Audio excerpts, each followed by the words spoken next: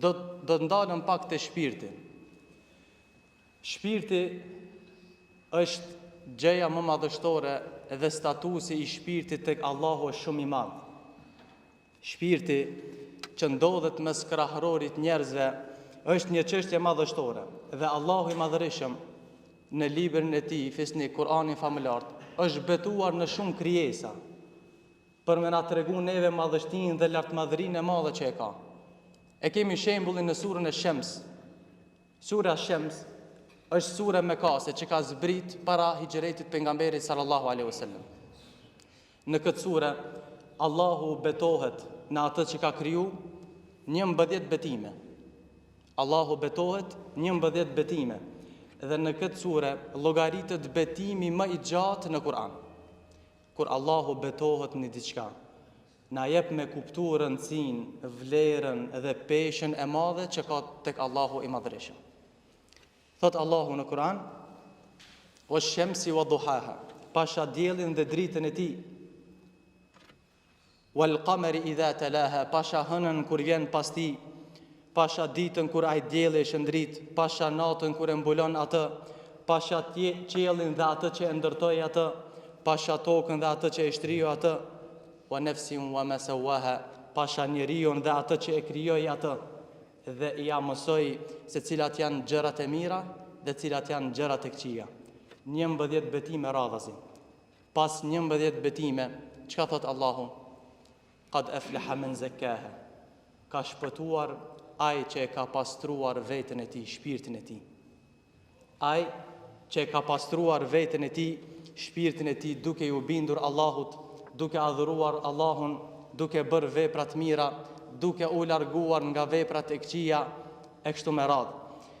Dhe pas këtij ajeti çka thot? Wa qad khaba man dassaha, dhe vërtet ka dështuar ai që e pështroi veten e tij, shpirtin e tij. Kush e pështron shpirtin e tij? Ai që nuk i bindet Allahut, ai që e ul shpirtin e tij duke mos e ndjek urdhrin e Allahut dhe urdhrin e pejgamberit sallallahu alaihi wasallam.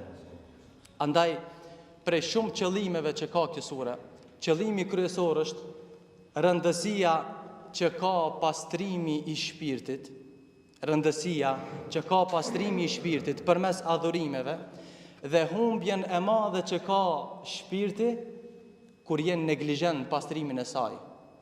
Humbjen e madhe që ka shpirti nga përlyerja e saj me gjunahe dhe vepra të këqija. Nga këto ajete nënkuptojmë që kushdo që përpiqet me pastru shpirtin e tij, duke u bindur Allahut, duke bo vepra të mira, duke fol fjalë të mira, ai ka arritur pastrimin e shpirtit të tij. Dhe kushdo që e varrosi shpirtin e tij me poshtërsi, e shtypi, e shkatroi me vepra të këqija, me padrejti, ai vetëm se ka arrit një humbje të madhe, Allahu na ruaj.